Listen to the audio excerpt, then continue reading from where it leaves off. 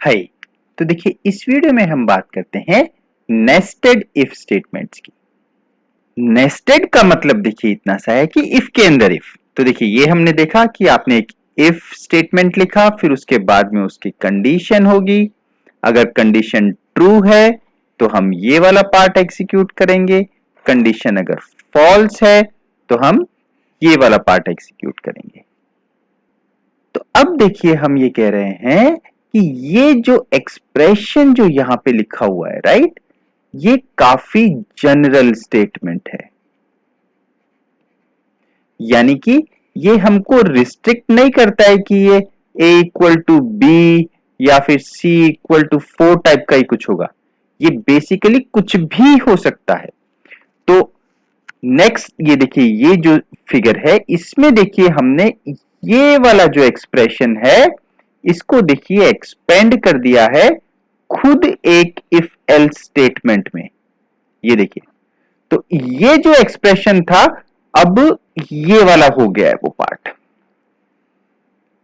तो देखिए इसका मतलब ये हुआ कि यहां पे ये जो एक्सप्रेशंस हैं ये काफी जनरल चीजें हैं। अभी तक हमको सिर्फ इफ का पता है और कुछ स्टेटमेंट्स का पता है, तो इसलिए हमने अभी तक वही लिखे हैं। अदरवाइज ये देखिए यहां पे ये एक्सप्रेशन जो है इतने बड़े में एक्सपेंड हो गया है, और भी किसी में हो सकता था।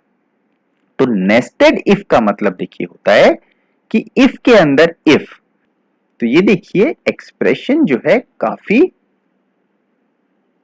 बड़ा कंस्ट्रक्ट भी हो सकता है, यहां पे दूसरा इफ भी हो सकता है। और अब देखिए यहां पे कोई नहीं रोकता, अगर फॉर एग्जांपल आप इसको वापिस एक इफ से रिप्लेस कर देते हैं तो यहां पे फिर इफ के अंदर एक इफ आ जाए, कोई बड़ी बात नहीं है, आप ऐसा कर सकते हैं। लेकिन देखिए डिफरेंस क्या है एल्स इफ में और नेस्टेड इफ में, ये एक इंपॉर्टेंट चीज है। देखिए अगर आप एल्स इफ करते तो देखिए ये तीनों का इंडेंटेशन जो है सेम है। यानी कि ये वाली कंडीशन अगर ट्रू होती है तो आप ये वाला पार्ट एग्जीक्यूट कर देंगे, ये वाली कंडीशन अगर फॉल्स होती है तो आप जाएंगे और इस कंडीशन को चेक करेंगे। आपके पास दूसरा कोई ऑप्शन नहीं है, ये आपकी उसी कंडीशन का पार्ट चल रहा है।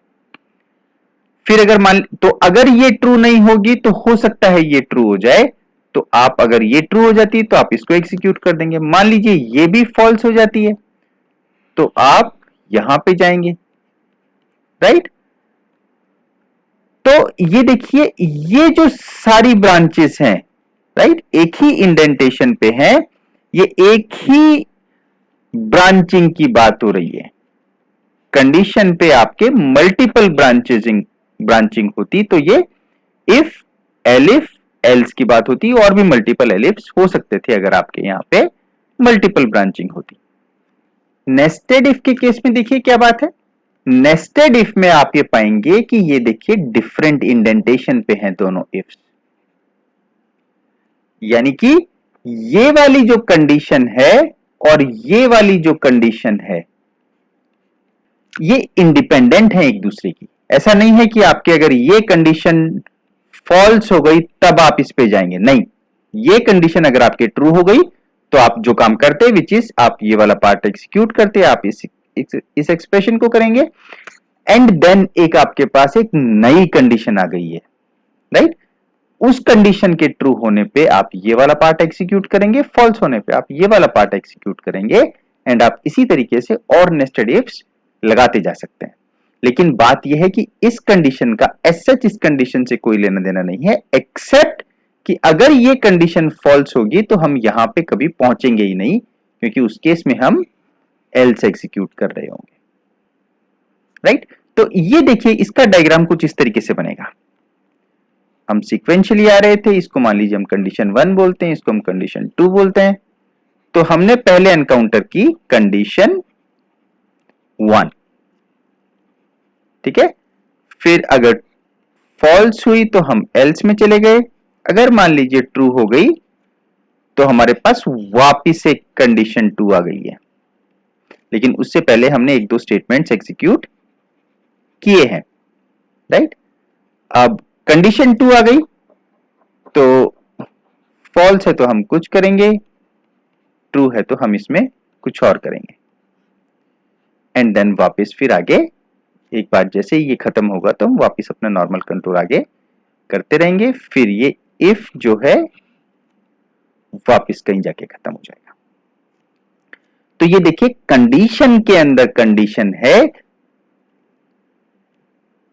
एलिफ की तरह उसी कंडीशन के साइड इफेक्ट्स की बात नहीं हो रही है।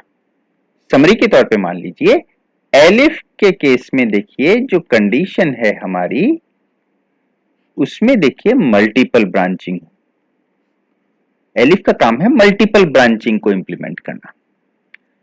एल्स इफ यानी कि नेस्टेड इफ अगर आप कर रहे हैं तो आप मल्टीपल ब्रांचिंग नहीं कर रहे हैं, आप कंडीशन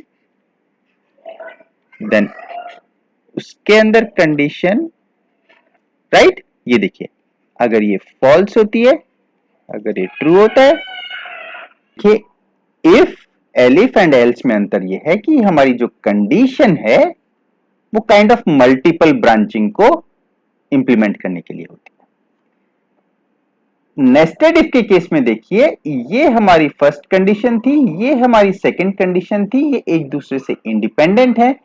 ब्रांचिंग अभी भी देखिए दो ही हो रही है, true false and true false, लेकिन अगर ये कंडीशन हमारी ट्रू होती है तब तो ये एग्जीक्यूट होगी, एल्स ये एग्जीक्यूट नहीं होगी। इसके अलावा इन दोनों में और कोई रिलेशनशिप नहीं है।